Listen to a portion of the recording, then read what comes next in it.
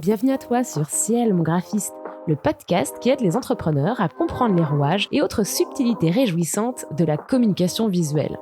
Moi, c'est Margot, graphiste illustratrice indépendante, engagée pour une communication raisonnée et authentique. Mon but, t'aider à être plus autonome dans ta communication et la rendre plus qualitative grâce à des conseils simples et faciles à mettre en pratique. Bonne écoute!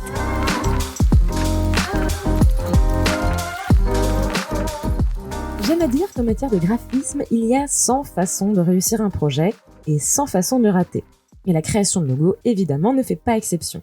Alors comment est-ce que tu peux mettre toutes les chances de ton côté pour créer un logo pertinent et adapté à ton activité ? D'après mon expérience, de ce que j'ai pu constater chez mes clients ou ailleurs, j'ai réuni 5 pièges dans lesquels il est assez facile de tomber. Donc si jamais ça te fait écho, j'ai envie de te dire tant mieux, parce qu'après cet épisode, tu auras une autre perception des choses et ça va t'aider à faire les bons choix au moment de faire créer ton premier logo. On va donc décortiquer ces erreurs une par une et je vais t'expliquer comment elles peuvent nuire au processus de création de ton logo et donc de ton image de marque et bien sûr des conseils pour les éviter. Si tu es en plein dans ces questionnements parce que tu lances ton projet, je t'invite à écouter, si ce n'est pas déjà fait, l'épisode numéro 1 du podcast qui viendra parfaitement compléter celui-ci.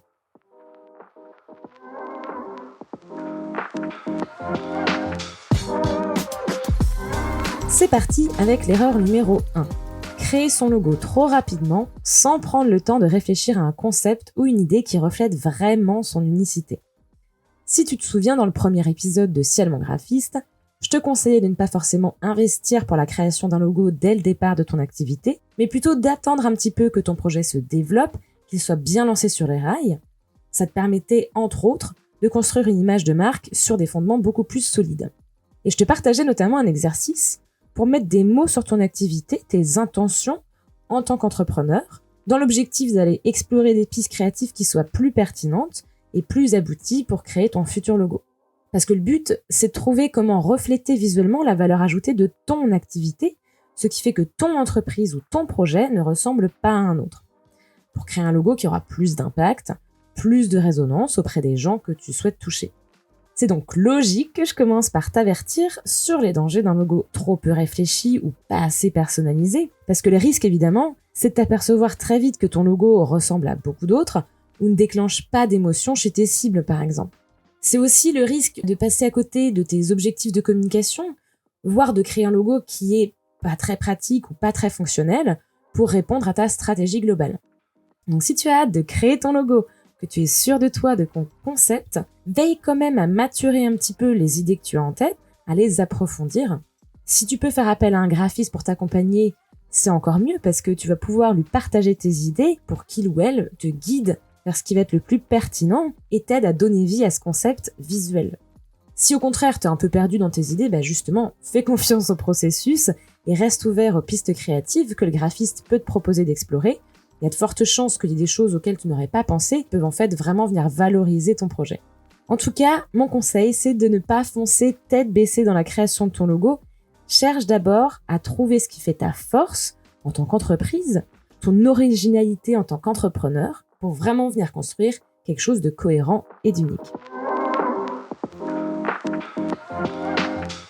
La deuxième erreur quand on crée son logo, c'est de vouloir faire quelque chose de trop compliqué. Parce que pour rappel, un logo, il doit être facilement compréhensible, mémorable, relativement intemporel. Donc en fait, on cherche un concept efficace, mais simple. C'est pour ça qu'on va essayer de chercher à épurer les éléments graphiques qui vont composer le logo, que ce soit la typographie, le pictogramme ou les couleurs.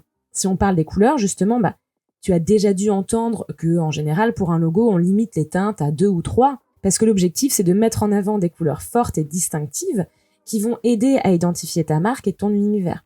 Mais c'est aussi pour des raisons plus techniques, c'est que ton logo il doit pouvoir être utilisé partout et il doit donc être relativement simple pour un affichage optimal, que ce soit sur papier ou sur écran. Donc à moins de vouloir créer précisément un effet arc-en-ciel dans ton logo, on va limiter ses couleurs. Quand je parle de logo avec un effet arc-en-ciel, par exemple je pense à Polaroid, qui vient en fait représenter la vivacité, la luminosité des couleurs récréées par ces appareils photo. Ou dans un autre registre, on a Skittles qui utilise l'effet rainbow pour marquer l'explosion de saveurs avec tous ces bonbons qui ont un goût de fruits. Ou encore la NBC qui, elle, a opté pour un logo multicolore mais avec un petit pan, plutôt une queue de pan qui est devenue emblématique. À la base, le pan, il représentait l'arrivée des premiers postes de télévision en couleur. Et en fait, il est resté le symbole de la marque, même si elle l'a modernisé et simplifié au fil des ans.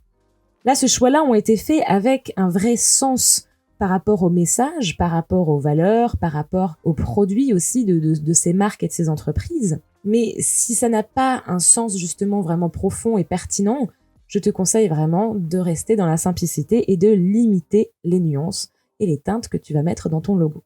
Pour ce qui va être de la typographie, des pictogrammes ou des symboles qui peuvent être associés au nom de marque, on va chercher aussi à se délester des détails superflus, que ce soit dans le style graphique, les textures ou les effets. On va éviter par exemple d'avoir un effet un peu vintage usé avec en plus des dégradés et des ombrages, et plutôt miser sur un élément fort pour le mettre vraiment en avant. Peu importe le type de logo qu'on va créer, l'objectif, ça reste quand même la lisibilité. Et puis, outre le style graphique, on va aussi faire attention à la forme générale du logo pour faciliter son utilisation et son intégration sur des supports. Donc là encore, si ton logo il va être diffusé sur des supports très polyvalents, il vaut mieux aller vers quelque chose de simple et de plus adapté. Mais attention, parce que cette recherche de simplicité, ça ne veut pas dire qu'on va au plus simple. Il y a une nuance à faire entre les deux. Et bien sûr, on n'est pas obligé d'aller vers quelque chose d'ultra minimaliste si c'est pas pertinent avec l'image de son projet. D'ailleurs, il y a certaines marques qui, en voulant simplifier ou en tout cas refondre leur logo, l'ont tellement rendu minimaliste et ont supprimé en fait des éléments qui étaient très symboliques et très forts de leur logo. Et du coup, elles se sont fait un petit peu conspuer par leurs fans. Donc certaines ont quand même assumé leur choix, mais d'autres ont préféré écouter leur communauté, écouter leur audience et retravailler un petit peu le logo pour garder ces éléments qui étaient en fait emblématiques.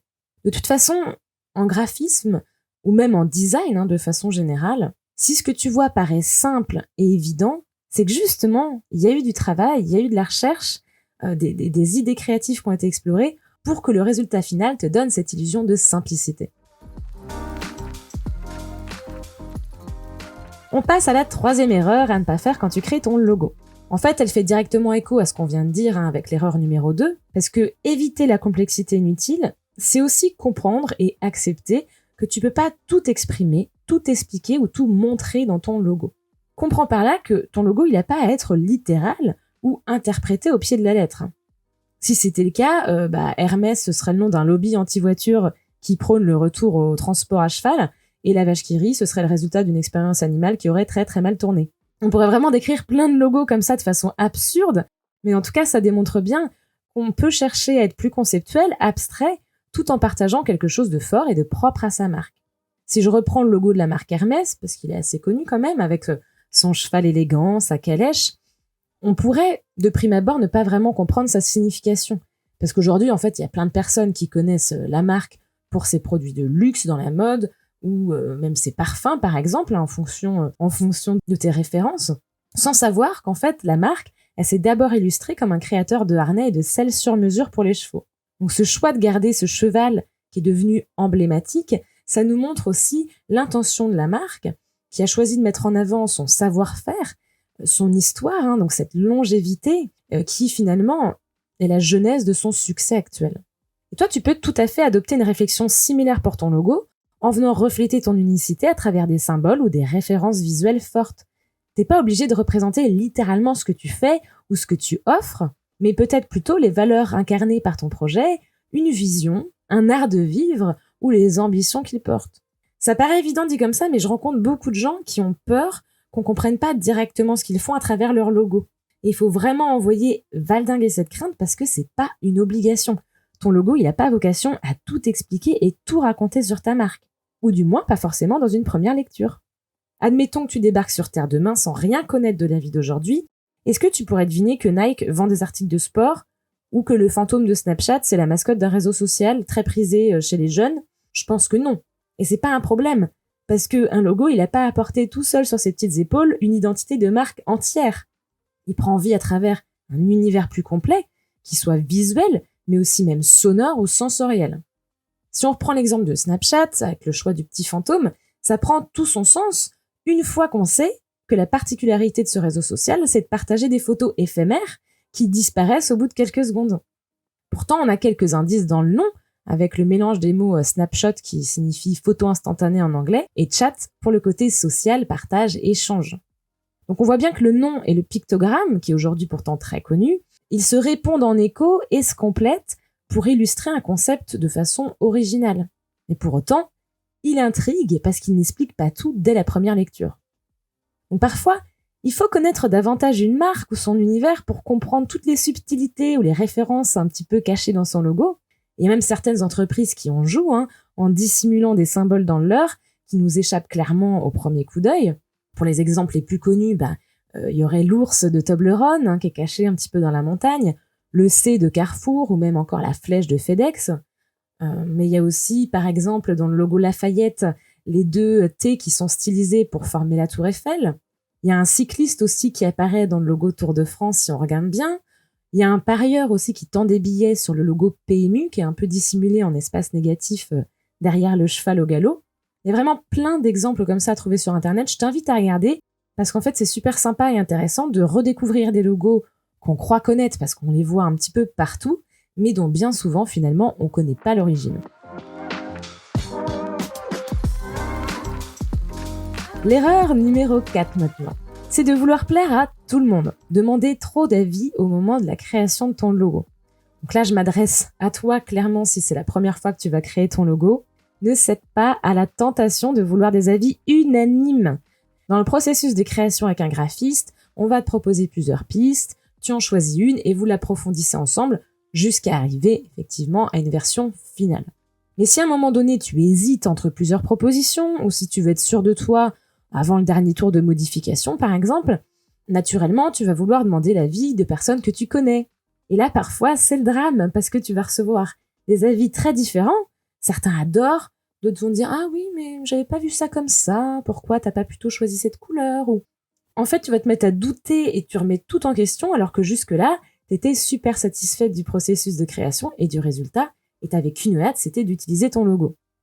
Donc de 2 choses l'une. Recevoir des avis différents ou des suggestions, c'est hyper bénéfique pour y voir plus clair, ça je le comprends.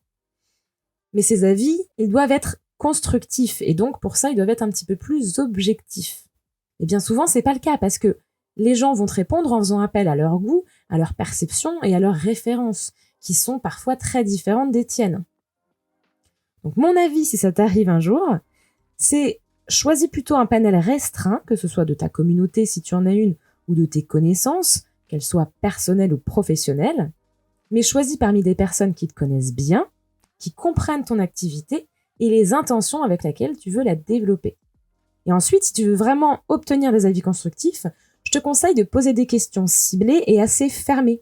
Donc au lieu de demander « Vous le trouvez comment mon logo ?», tu demanderas plutôt « Est-ce que le choix de couleurs proposé il met assez en avant, selon vous, l'aspect ludique ou fun du produit que je vends ?» Ou je sais pas, entre la proposition 1 et 2, laquelle reflète le mieux tel ou tel aspect de mon activité. Alors évidemment, c'est adapté, mais en faisant ça, tu vas pouvoir collecter des avis et des réponses beaucoup plus pertinentes et avancer efficacement dans le processus de création de ton image de marque.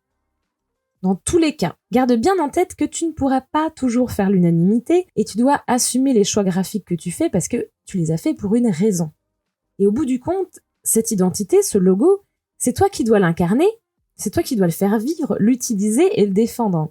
Donc il faut que tu sois en accord avec ton image, avec ton logo, que tu te retrouves dedans et parfois ça signifie accepter de ne pas pouvoir plaire à tout le monde.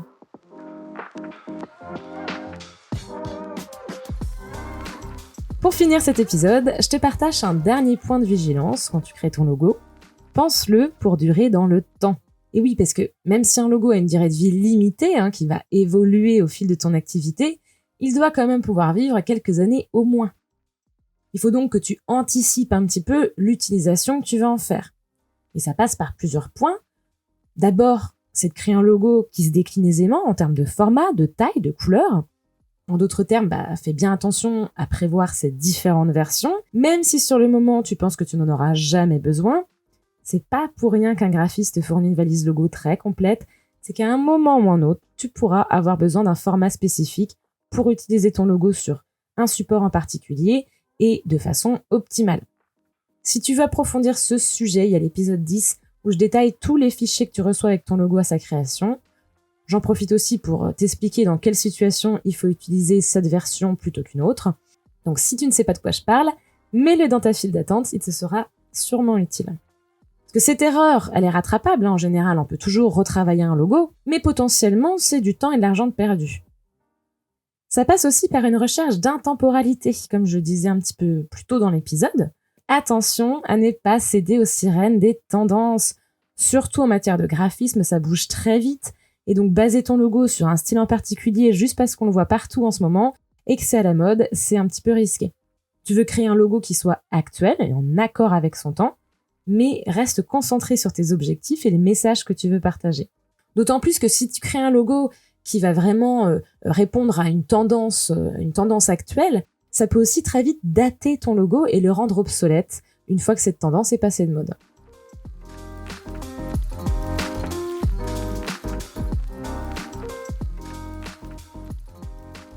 C'est la fin de cet épisode.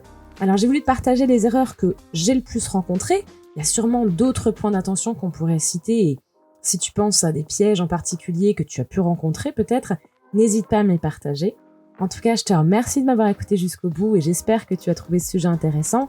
Il y a tellement d'approches qu'on peut faire autour de la création de logos. Je pense que même ça pourrait être cool de faire des épisodes où justement je prends des exemples pour en faire des études des cas ou des petites analyses qui viennent un petit peu illustrer les conseils que j'ai pu aborder dans le podcast. Donc dis-moi si c'est un format qui peut te plaire. Bien sûr, je réponds à tous les messages que je reçois et qui me font super plaisir. Donc tu peux toi aussi m'écrire, que ce soit pour me donner ton avis sur l'émission ou me partager des idées de sujets dont tu aimerais que je parle.